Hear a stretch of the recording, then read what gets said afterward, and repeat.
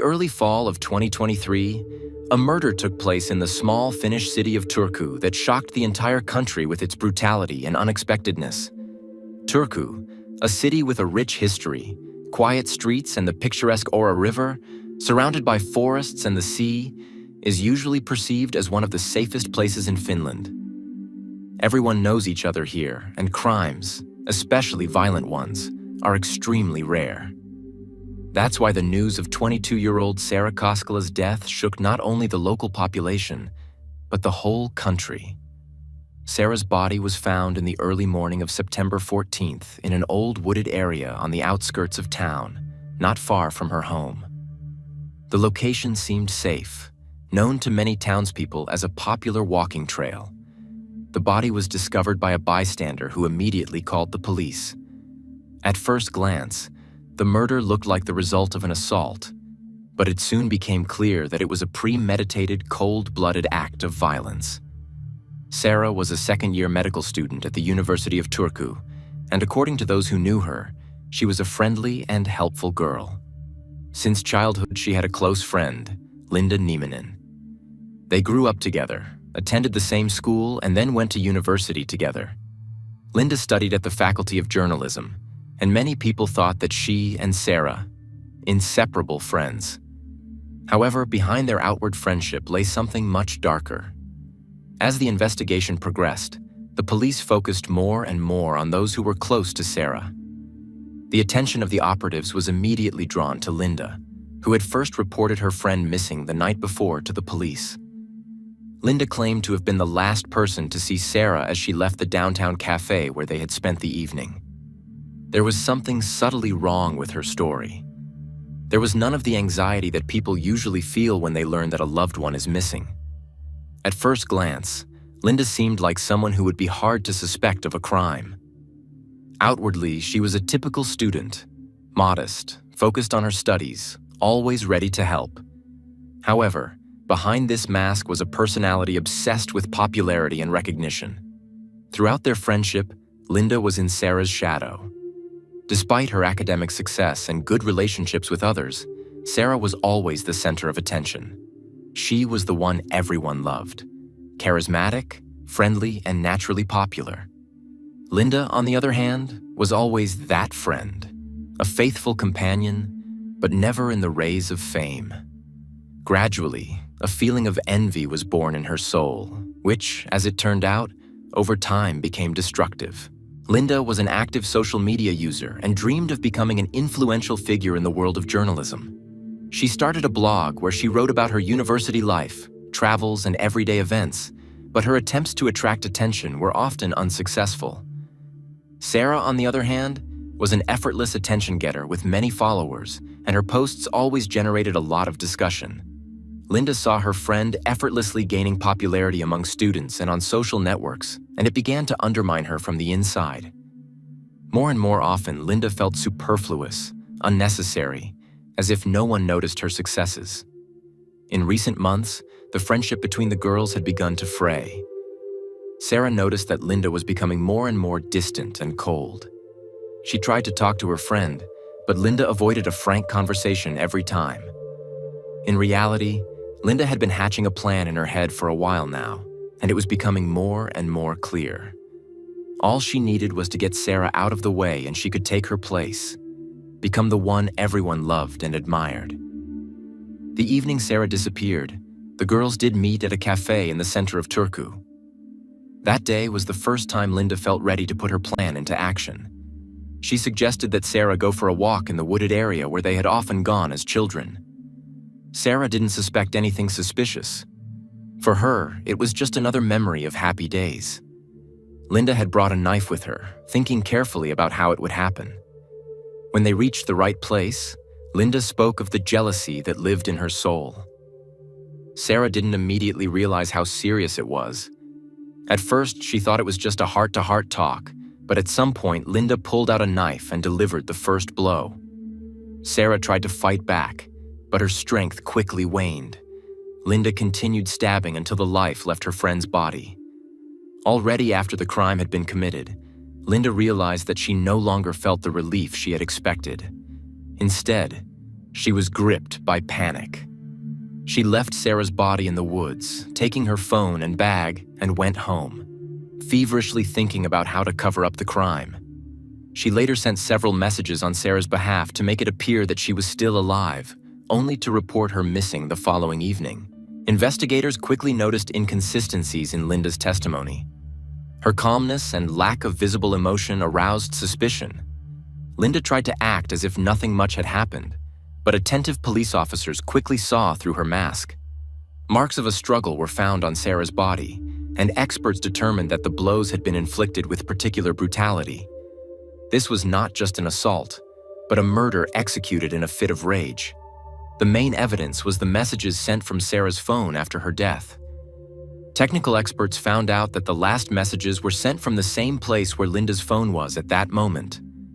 This was a turning point in the investigation. Linda was detained, and already under interrogation, her composure began to crumble. Under the pressure of the evidence, she confessed to the murder, trying to explain her act by the hatred accumulated over the years. During the interrogation, Linda detailed how envy and a sense of injustice had gradually taken over her mind.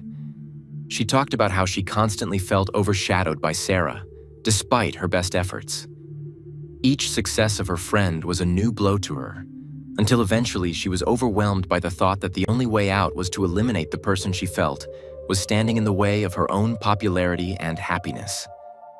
Linda and Sarah's story became one of the most talked about in Finland. After Linda Nieminen's arrest, the city of Turku seemed to stand still. For years, Finland had remained one of the most peaceful and safe countries in the world. But this murder shocked the entire country. The media picked up the story instantly. The details of the crime were so shocking that each new fact attracted the attention of thousands of people. Linda, who had always remained in the shadows, suddenly found herself in the spotlight, but not in the way she had dreamed. The police continued to work on the case. Although Linda had already confessed to her friend's murder, investigators were still looking for more evidence. They needed to reconstruct the full course of events and gather as much evidence as possible to make the case in court unassailable. Sarah Koskela's body was a major source of information. Forensic experts carefully examined the place where it had been found. A strip of forest on the outskirts of Turku was a popular place for walking, but no one could have guessed that a brutal murder would take place here. Examination of the crime scene confirmed that Sarah had tried to resist. There were signs of struggle on her hands and clothing, scratches and bruises indicating that she had tried to fight off her attacker. The stab wounds were inflicted with particular brutality, suggesting a deep hatred or emotional outburst on the part of the killer. Most of the wounds were concentrated in the chest and abdomen, indicating that the murder was personal and not a random act of violence. However, the investigators' main concern was to gather more evidence about Linda's motives. Her confession made it clear that the reason for the murder was jealousy of Sarah's popularity, but this was not enough for a trial. The police were looking for evidence that Linda had prepared for the crime in advance, rather than acting out of rage. They checked her phone, social media, and personal correspondence. Particular attention was paid to messages she sent after the murder on behalf of Sarah to make it appear that she was still alive. Cybersecurity experts analyzed Sarah's phone. The last messages sent from her phone turned out to be key clues. Within hours of Sarah's death, several messages were sent from her phone to friends and family that at first glance appeared normal. However, detailed examination revealed that these messages were not written in Sarah's characteristic style. They were more brief and dry, which was completely out of character for her. Linguistic analysis confirmed that the messages were most likely written by Linda in an attempt to cover her tracks. Next, the investigators turned to the CCTV cameras. In Turku, many streets, especially in the city center, are equipped with cameras, and they could help reconstruct Linda and Sarah's movements on the day of the murder. In the footage taken at the cafe where the girls met for the last time, Linda and Sarah looked like ordinary friends. They were sitting at a table by the window, chatting and laughing. There was nothing to indicate tension between them. However, the detectives noticed that Linda checked her cell phone from time to time, as if she was expecting something. At one point, she looked at the screen with an expression on her face that could easily be interpreted as more than just a casual glance at the messages. Police also investigated the path the girls took after leaving the cafe. Street cameras recorded them leaving the city center and moving towards the forest belt on the outskirts of the city. It was important to understand why Sarah had agreed to go to this remote area. This fact allowed the detectives to assume that Linda had planned the murder in advance in this particular location, away from prying eyes. The path they chose was the least traveled, suggesting that Linda's actions were premeditated. It was obvious to the police that Linda had carefully thought out her steps.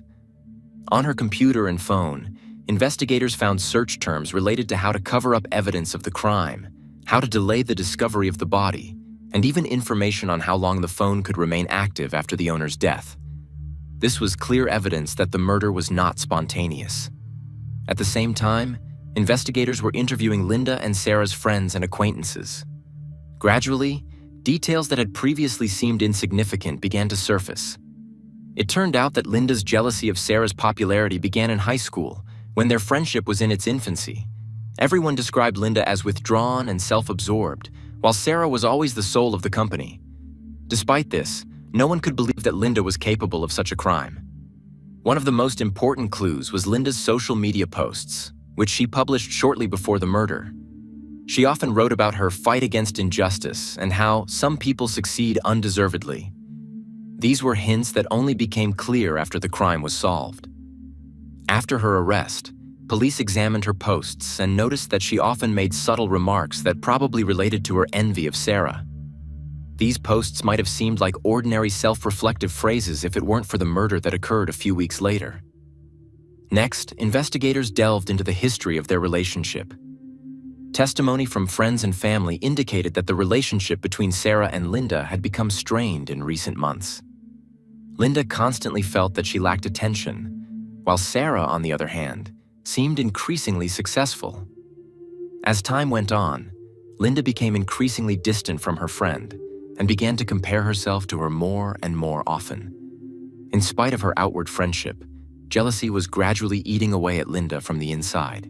Psychologists involved in the investigation confirmed that Linda probably suffered from deep depression and insecurity. This led her to see Sarah as the main source of all her failures. Her friend's popularity became a sore subject for her. Linda felt that she would always be in Sarah's shadow, and this belief pushed her to extreme measures.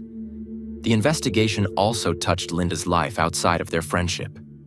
Investigators found that Linda actively sought ways to gain popularity on social media, even resorting to buying followers and likes to make her account appear more successful. Her attempts to gain attention continually failed, further fueling the fire of her inner hatred for Sarah. Despite her best efforts, Linda was unable to carve out the niche she felt she deserved. This frustration, combined with a sense of injustice, was the catalyst for the tragedy. Investigators also determined that Linda led a double life. In public, she appeared to be a modest and quiet girl, but on the internet and in her private correspondence, her dark side showed through. She wrote angry comments and corresponded with strangers, expressing her hatred for the unfair world, where people like Sarah get everything for nothing. These messages, although not directly about her friend, were a clear reflection of her inner state and reinforced police suspicions that the murder had been carefully planned. The police continued to gather evidence, but it was already obvious that Linda had motive, opportunity, and a deliberate desire to get Sarah out of the way. The investigation led to a clearer psychological profile of Linda. She was a person who had long lived in the shadow of others' successes, unable to cope with her own insecurities and envy. The tragedy that unfolded in the quiet Finnish town was the result of years of repressed emotions that eventually led to murder. As the police prepared the case to go to trial, Finland watched in horror as events unfolded. The local and national media never tired of covering every new fact, and the story of two friends, one of whom was the victim of the other's jealousy, continued to stir the minds of the country's inhabitants. The evidence gathered left no doubt about Linda Nieminen's guilt. The police continued to detail the events of that fateful day. Each new piece of evidence only confirmed that the murder of Sarah Koskela was not a random act, but an elaborate one. Investigators step by step reconstructed the full chronology of what happened, collecting every detail that could help to better understand what moved Linda. Forensic scientists and forensic psychologists played a key role in this process. They carefully analyzed Linda's behavior and her psychological state in the final months before the murder. It was important for them to understand not only how, but also why she decided to commit such a brutal crime. The investigators focused on the last days before the murder. On September 12th, 2023, the day before the tragedy, Linda and Sarah met in downtown Turku, as they had done on numerous occasions. At first glance, it was an ordinary day. The friends walked around the stores, went to their favorite cafe for lunch, and nothing foretold trouble. However, on this day, Linda already knew that tomorrow she would kill Sarah. She had meticulously planned it down to the smallest detail. Psychologists who had studied her behavior indicated that on the day of her meeting with Sarah, Linda had probably already made up her mind to commit the crime. Her calm demeanor and seeming friendliness on that day are the hallmarks of cold-blooded, premeditated murder. Specialists have noted that such people can appear completely normal even on the eve of committing heinous acts. On the evening of the same day, Linda began to prepare. She carefully thought out her plan and decided to commit the murder in a wooded area outside the city. This place was not chosen by chance. There was rarely anyone here, especially in the morning hours. Linda knew that she would have enough time to cover her tracks and that no one would interfere with her plan. She studied a map of the area and chose a point they could reach on foot, but which was far enough away from the main hiking trails. The location was a few kilometers northwest of Turku, in the forests near Lake Littonen. She had also thoughtfully brought a knife with her, hiding it in her backpack. On the morning of September 13th, Linda sent Sarah a text message suggesting that they go for a walk in the country. It didn't seem strange to Sarah because they often went for walks together on weekends. Sarah didn't realize that this time her best friend was taking her to her death.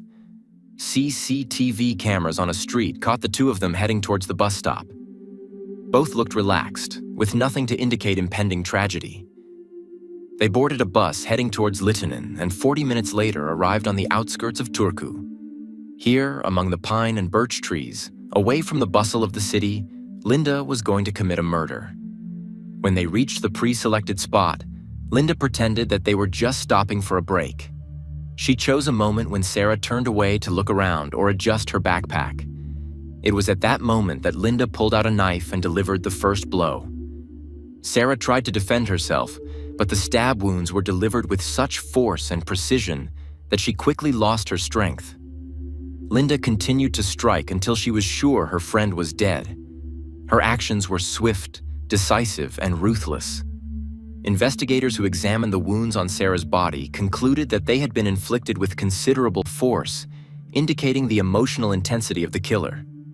However, despite the brutality of the crime, Linda remained collected and methodical. She wiped the knife on the grass, taking care not to leave any traces of blood on it, and hid it back in her backpack. Investigators later learned that she had prepared her shift clothes in advance so as not to attract attention on the way back. Her plan had been carefully thought out, and up until that point, everything had gone as she had intended. After the murder, Linda took Sarah's cell phone and began sending messages to friends and family on her behalf. She realized that no one would find Sarah's body for a while, and she needed to buy time. The messages were meant to create the illusion that Sarah was alive and to divert attention from her sudden disappearance. The key was that Linda disconnected Sarah's cell phone immediately after sending several messages. She knew that the police could trace the phone's signal and wanted to make the search process as difficult as possible. This fact allowed investigators to later suggest that the murder had been planned in advance, rather than an outburst of emotion. Afterward, Linda returned home. On the way, she threw the knife and bloody clothes into a dumpster on the outskirts of town. Investigators later determined that Linda had chosen the location to dispose of the evidence so that no one would find it. The container was in a neighborhood where people rarely walked, and garbage was usually picked up once a week. Back at home, Linda tried to act as normal as possible. She knew that her every move could be under surveillance, and she tried not to draw attention to herself. In the evening, she took to social media and left a few posts to maintain the illusion of normalcy. Her demeanor was so calm and confident that even close friends didn't suspect anything amiss. However, a few days later, when Sarah's body was found, the investigation immediately took a serious turn. The police instantly began interviewing everyone who could be connected to the victim, and Linda was the center of attention. She was the last person to see Sarah alive, and her calmness seemed suspicious to the investigators. The next few days were tense. Linda tried to hide her true emotions and continued to maintain a semblance of normalcy.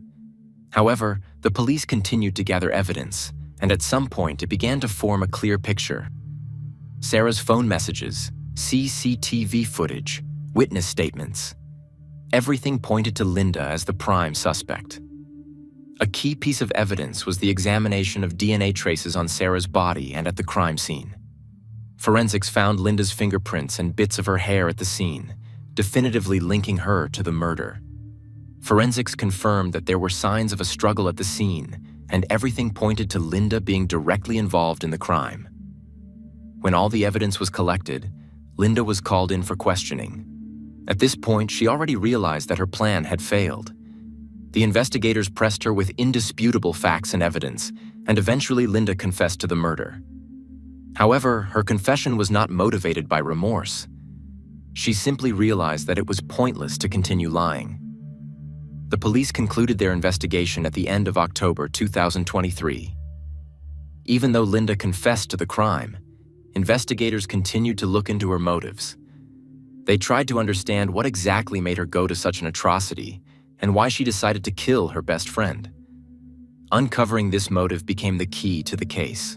Forensic experts and psychologists concluded that Linda had long felt a deep sense of envy towards Sarah. Her popularity among her friends, her success in her studies and career, all this became unbearable for Linda. Gradually, envy grew into an obsession, and Linda began to see in Sarah not a friend, but a rival who must be eliminated. This psychological aspect of the crime became a central theme at the trial, which was to begin in the winter. In December 2023, Finland was preparing for one of the most high-profile trials of the year, the case of Linda Nieminen, accused of the brutal murder of her best friend Sarah Koskela. The media actively covered the investigation, and the public was shocked and appalled that such a tragedy could happen in a peaceful and prosperous country, surrounded by seemingly ordinary young people. In the dock was a girl who did not have a single stain in her past, but who decided to commit cold-blooded murder. The prosecutor's office had prepared a charge based on indisputable evidence. Finnish law enforcement forces were as focused as possible on the investigation, and all the circumstances of the case were pieced together. While examining the evidence and testimonies in preparation for the trial, detectives further detailed the course of events of that fateful day on September 13th, when Linda lured Sarah into the woods on the outskirts of Turku and committed the murder. At the trial, the prosecutor presented a version according to which the motive for the crime was envy and accumulated hatred. Linda, who had felt in Sarah's shadow all her life, could not stand her popularity among friends and colleagues. Psychological experts concluded that Linda had a tendency to repress aggressive impulses that eventually culminated in the heinous crime.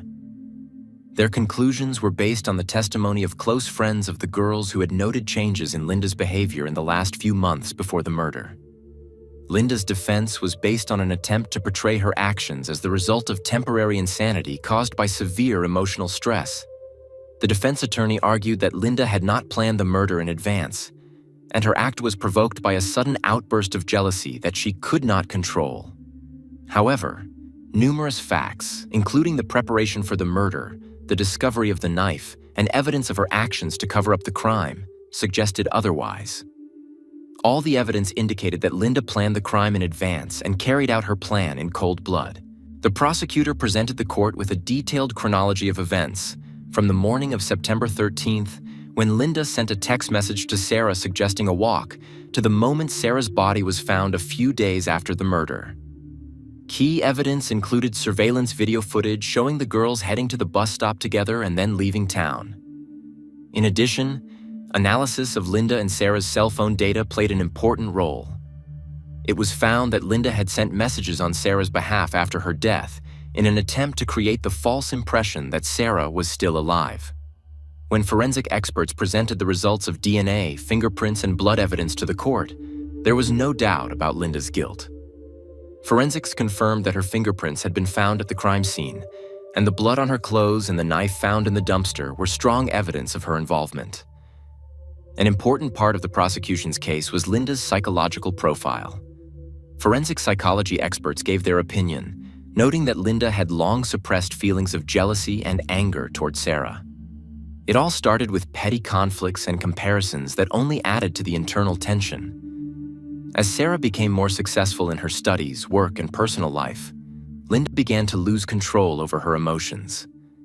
Psychological evaluation showed that Linda's envy had developed into pathological feelings of hatred.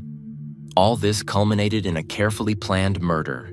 When it was time to hear the witnesses, friends, and acquaintances of both girls began to appear in the courtroom. Some of them noted that in the last months before the murder, Linda had often complained about Sarah, hinting at jealousy, but no one could have guessed that it would lead to such a tragic outcome. Other witnesses said that Linda was always quiet and private, rarely opening up to even the closest of people. This contrast between outward coldness and an inner volcano of emotion was further evidence that Linda led a double life.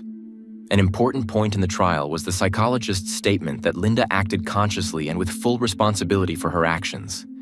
Despite the defense's attempts to portray her as a person who had lost control of herself, the experts argued that Linda was fully aware of what she was doing and acted in cold blood.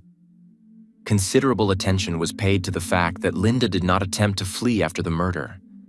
She returned home and tried to carry on with her normal life, which only compounded her guilt.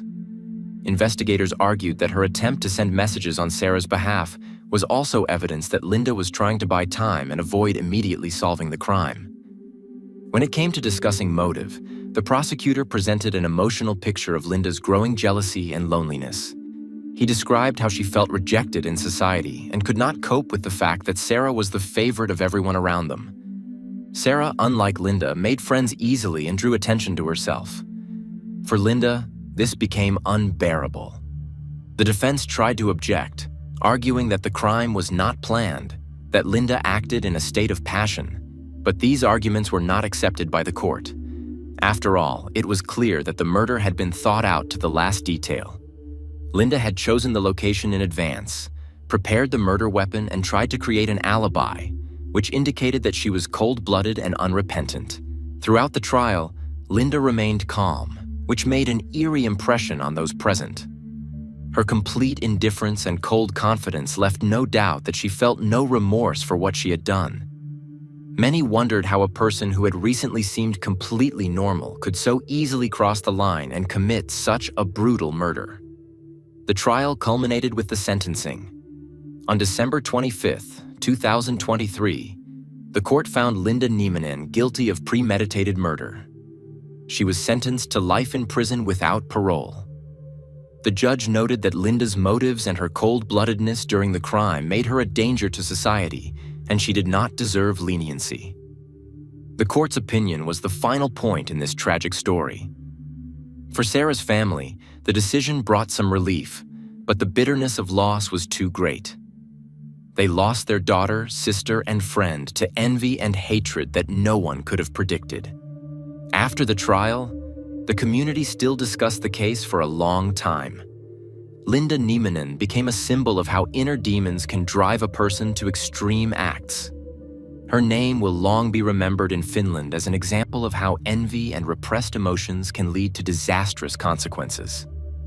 Linda and Sarah's story is a reminder that underneath the mask of friendship and normal relationships, there can be underlying problems that can one day come out with unpredictable consequences.